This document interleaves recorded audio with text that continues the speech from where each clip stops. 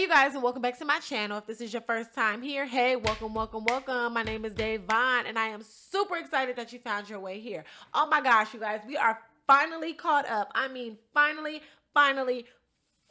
all caught up. This is the very last recap I had to do in order for us to get back on track, and I am excited. It has been a long time coming and it's about damn time. So let's go ahead and jump right on into this thing. This is going to be my recap of the challenge season 32 episode 11. So get your cups and let's get into it.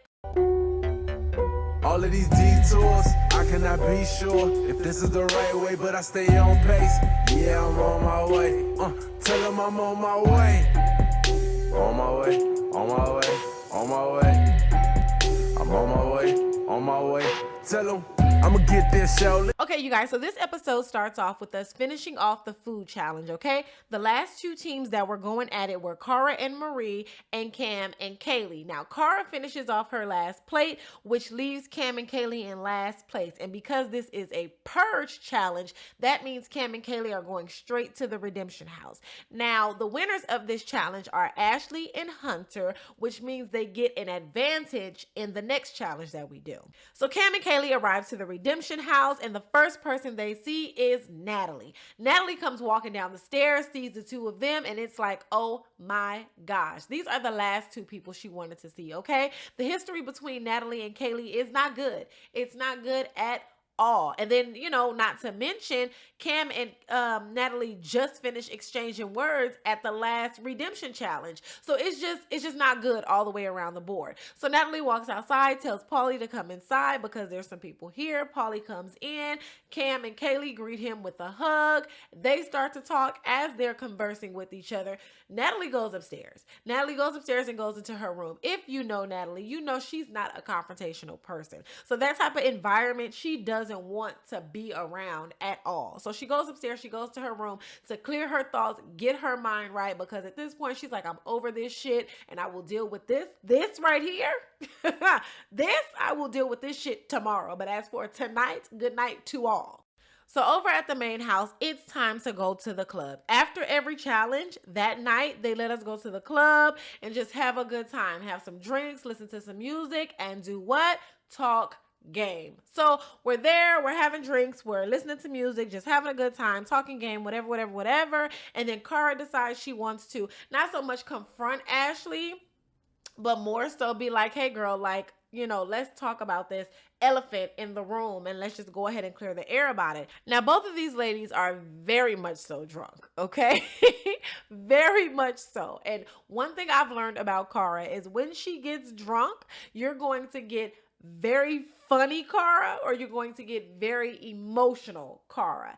And right now in this moment, we're dealing with very emotional Cara because we're talking about Kyle, you know, and she's very emotional about that subject. That is a very sensitive subject for her. So as Cara is talking to Ashley about this situation, she starts to get emotional. She starts crying. And as she's crying and, you know, expressing how she feels about it, Ashley starts yelling. I don't understand why Ashley got upset and started yelling. I don't know. Maybe she felt backed into a corner, or maybe she knew she was wrong and the cameras were watching. I don't know. But she just starts yelling out of nowhere. And I honestly don't feel like she had room to yell in this situation. Like, you were wrong and you knew you were wrong. So I don't understand why she felt she could be angry at this moment, but she got upset and she started yelling at Cara. So you see Ashley yelling and you see Cara crying, and they're just having that exchange while we're at the club, right? Cara's whole thing was Faith didn't know her from the man on the moon, okay? So Faith doing what she did with Kyle was just Faith doing what she did with Kyle, you know? On the other hand, there's Ashley. Ashley, you know Cara, you know? And so her thing was, you know me, you know of the situation. You could have at least had the decency to say, hold up, let me see what the tea is between these two before I go ahead. You know, come to me and be honest about it. Be like, yo, I'm trying to get on that thing, but before I get on that thing, like, what's up? Like, what's going on with y'all? You know what I mean? Just to keep it from being messy. And I get that. I understand how she was looking for Ashley to be considerate and do that. I understand. But like I told Cara, my thing is you keep coming for these girls. And that ain't the move, babe. You need to go to his ass. Because to be perfectly honest, at the beginning, middle, and end of the day, you were intimate with him. You had relations with him. You had a bond with him. So all of this shit that is going on in front of your face and behind your back and just in this house while you're in this house, that's him. You need to direct that energy to him. You know what I mean? See, this situation right here, this would have never gotten my energy. It would have never gotten my energy. I would have saw what went down, locked it in, and then dealt with each of their asses accordingly. You feel what I'm saying? Moving forward, I would have dealt with each of them accordingly. You didn't give a damn about me when you were running around here doing whatever it is that you were doing in front of my face, behind my back, in the house that I'm in. So let me handle you like you're handling me. But all of this, let me express myself and tell you why I feel like this and why this hurt my feelings. And I like all of that shit. Nope, all of that is out. We're not talking about anything. I'm just gonna handle you the way you handled me. I see you and I know how you move now, and so that's how I'm gonna rock with you. Period. You know? But since you're going to give this your energy, I felt like she should have given all of that smoke to Kyle. Okay, so we're back at the house, and me, Jose, and Cara are in our room, and Amanda is in the room with the boys, and she's talking big shit about Cara, just talking, right? And she's loud, so we can hear her. You know, I slick think Amanda wanted Cara to hear her, because Amanda don't give a fuck. I think she wanted Cara to hear her, right? So Cara is just listening to Amanda go or whatever, and then at one point, she was just like, you know what, I'm not taking this shit no more. So she stood up, and she went in the guy's room, and she was like, you know, what's up? Like, what's up? What's the problem? You got something you want to say to me? Like, what's up? And Amanda ain't no punk. So Amanda was like, hell yeah, I got something I want to say. Da-da-da-da.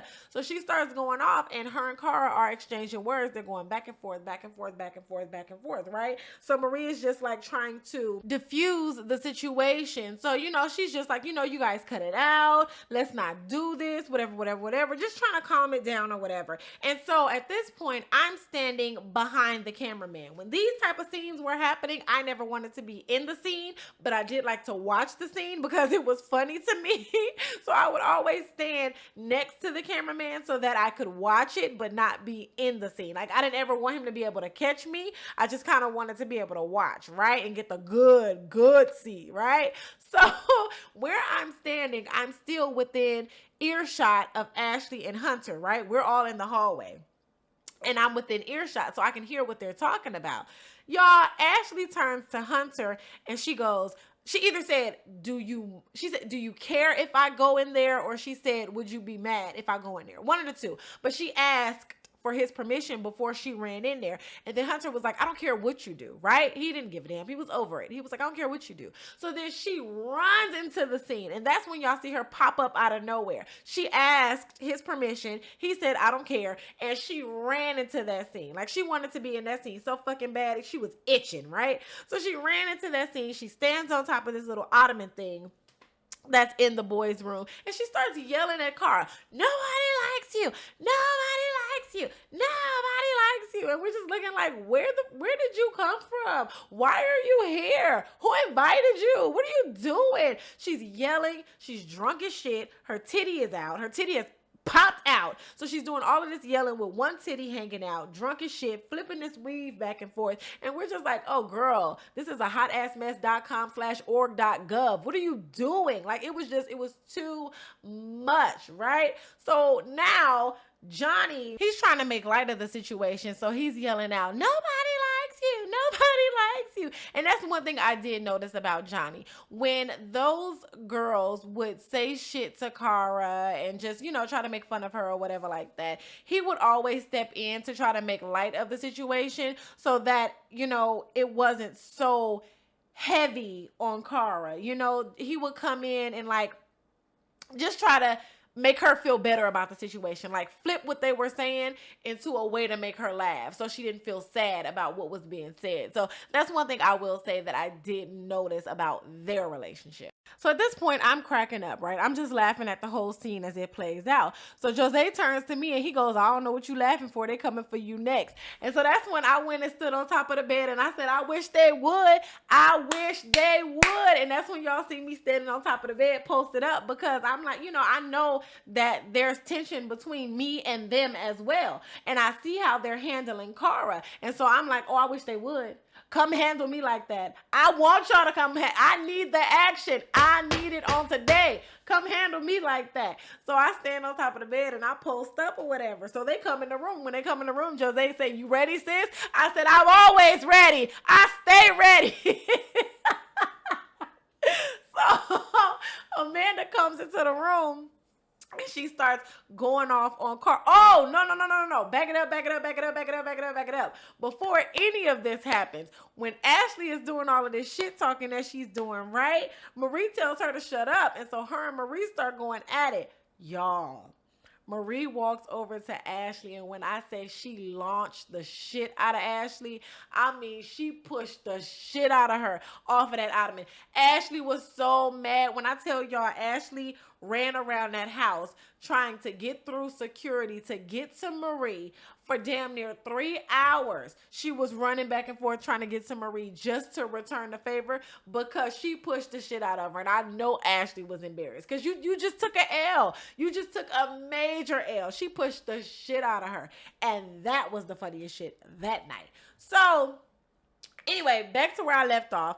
Amanda comes into the room and she gets in Cara's face and they're going back and forth. Amanda lets her know your partner talks shit about you, your friends talk shit about you, everybody talks shit about you, your horse talks shit about you. Like, she's just going off, right? And so when she walks out the room, she makes the comment about the horse. Now, I do not support that statement. I actually wish Amanda would not have said that because that's not a cool thing to do. I do want to go on record and say I don't have an issue with Amanda. Even with all the shit that went on in that house between, me, Jose, her, and Zach, me and Amanda had an opportunity to really bond and get to know each other. And I don't have a problem with the girl. I have nothing bad to say about her as a person. But that statement, I really, really, really wish she wouldn't have said that because that shit was not cool at all. Okay, so back at the Redemption House, Paulie is playing Dr. Phil with Kaylee and Natalie. And he's just basically letting the girls know that they need to have a conversation. It's time for them to talk, clear the air, and get past this stuff, right? So they agree to have the conversation. Now, the ladies are sitting down, and they are having a great conversation. Kaylee is talking, and the more she talks, Natalie starts to realize she actually hurt Kaylee. So she apologizes for hurting her, and then she goes on to tell her that, you're a beautiful woman. And so when I found out that the man that I'm seeing, kissed this beautiful woman, she said she got insecure about it. It made her very insecure, and she didn't know how to deal with that, And so she said she was angry, she was hurt, and she felt all these different emotions. And so Kaylee is like, okay, yeah, I get that. I understand that. And so they're having a great conversation. The conversation is great. And so then Natalie says, you outed me on social media and, that wasn't cool. That wasn't okay. And so Kaylee is like, but, you said it in front of everybody and you even kissed Veronica and all of this stuff has happened on the show and in front of the cameras. And see, here's my thing with that. I could understand if all of this stuff happened and we got an opportunity to see it. Cool. I get that. But this stuff was not shown on TV. So if you would have said something about, Natalie is a lesbian around the people in the house, that's different. You know what I mean? Because they've seen all of this stuff. We haven't seen that stuff. So for you to say it around us on social media, that's totally different. So I understand where Natalie is coming from with that, So Kaylee starts to apologize for that. Oh, shit. Kaylee goes, I apologize for outing you on social media. However, and when she says, however, oh, my heart heart dropped into the floor. I was like, no, Kaylee, no, however, this is about to get real bad. And so then she goes, however, you did this and you said that and da-da-da-da. And when she said that, Natalie lost it. I guess like when she said that, at that point, everything that, Natalie had to deal with when people found out that she was into girls and, however her family may have responded, all of that shit came rushing back to Natalie and she got pissed. Remember when I told y'all that the Redemption House challenge was her rehearsal? Okay. This was the main event. Natalia, okay, I don't know where Natalie went, but Natalia ass was alive and well. She stood up. She got in that Kaylee's face. She started hitting them hands together and making her point and getting up in her face. Now, I want to be very clear because I saw a lot of comments on social media that was like, Natalie did all of this and she got in Kaylee's face, and then as soon as Kaylee got up, she sat back down. No, boo. Watch the tapes. Run it back. When she stood up and got in Kaylee's face, Cam came over. Cam took Natalie by her arm and sat her back down. Now, in any other situation, that probably would have pissed me off. I probably would have had some shit to say about that because why are you getting involved, But in this situation, I feel Cam 1000% because, one, you're in my partner's face. You see, there is an attachment. You're in my partner's face. Now, if you get angry enough and hit my partner, or if my partner gets angry enough about you being in her face and she decides to hit you, that's my money.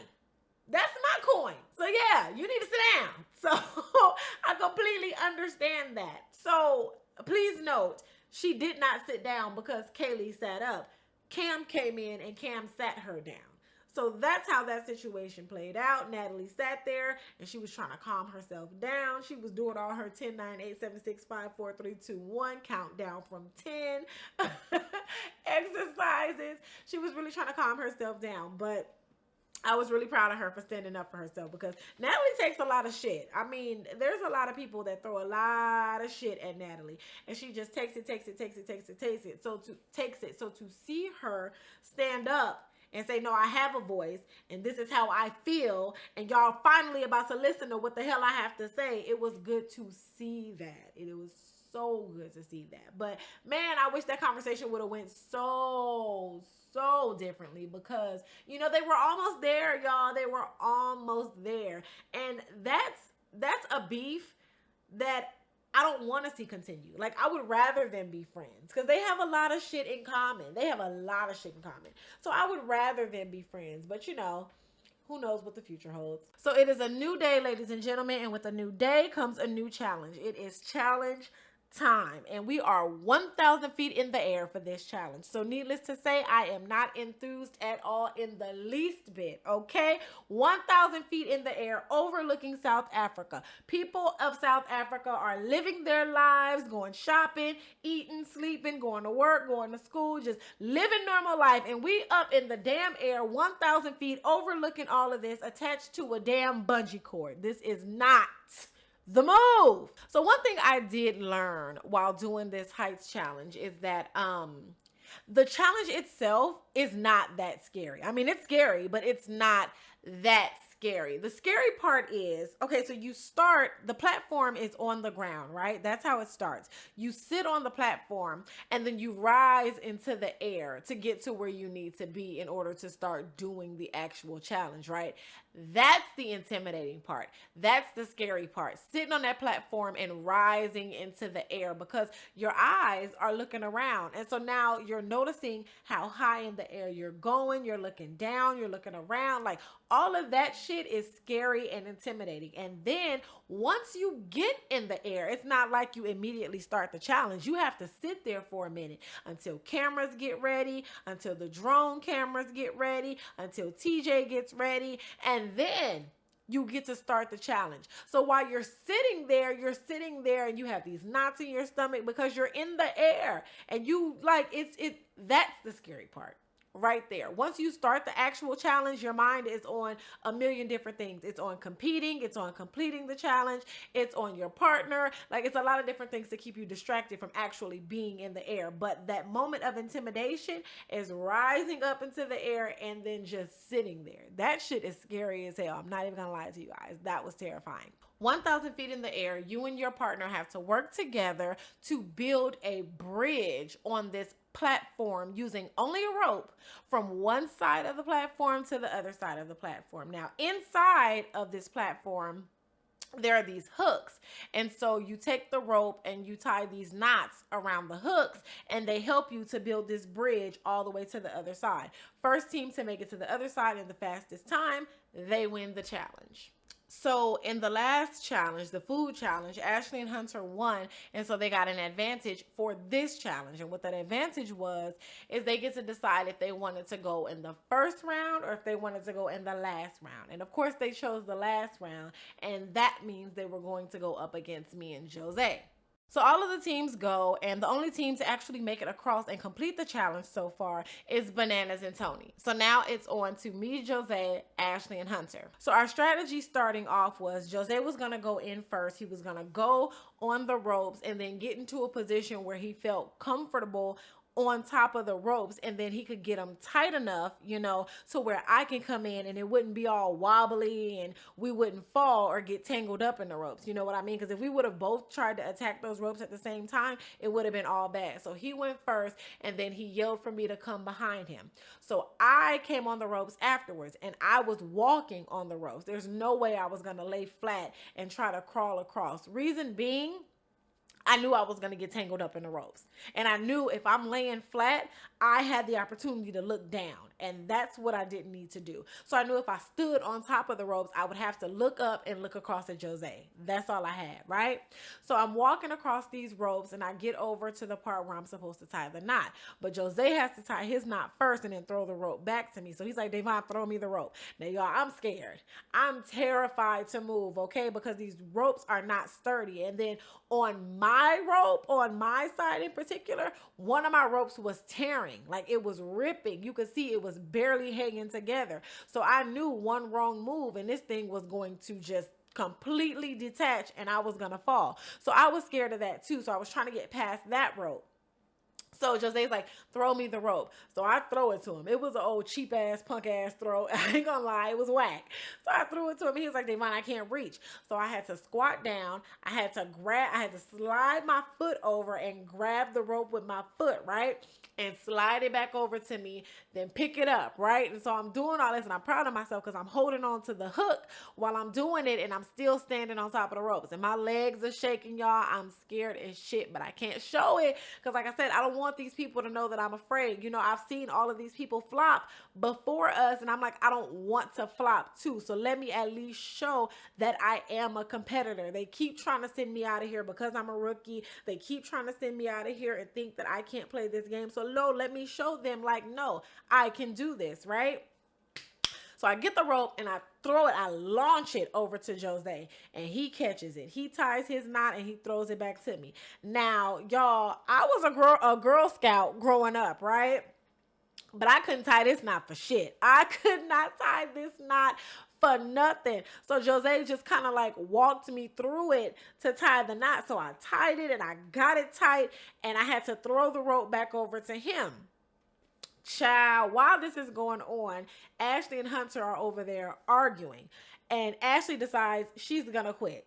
So she sits on the platform and disqualifies her team. Hunter is hot. So when she sat down, I told Jose, Jose, why we need to keep going? I said, Bananas and Tony that already won. Why do we need to keep going? He's like, Devon. I'm like, you know what? You're right. I had a moment. Forgive me. I slipped. I had a moment. I'm back. She's refocused. Let's go ahead. And so I got my head back in the game. And then, yeah, man, I tied my knot. Okay, I didn't complete the challenge, but I tied my knot and I did better than the other girls. And you know, I wasn't being cocky. I ain't gonna lie, I was being cocky in my interview, but it felt good because these girls tried so hard to shit on my partner for so long, and they didn't realize every time you send us into elimination, every time we have to compete in a redemption challenge, and every time we come in here and do these daily challenges, we get better and better and better and better. Think back to the train competition where we had to do the challenge on that train. We did terrible, but look at us now.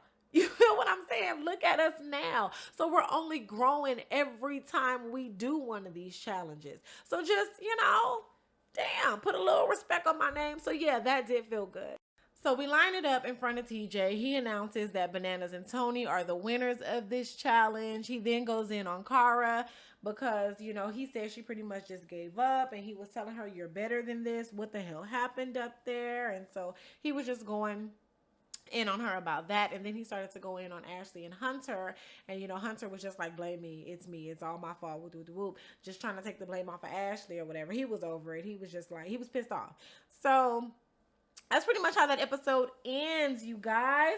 We are caught up. I never thought the day would come, but here we are. We're caught up. So caught up. I'm so excited. So I was reading your comments and I saw that you guys like the visuals better because y'all like to see my facial expressions or whatever like that. And so my recaps for episodes 12 and on will all be visuals. But thank you guys for rocking with me throughout these audios. They're not completely done. I'm going to still use them for, like, I guess, story time and my Dear Day letters and stuff like that.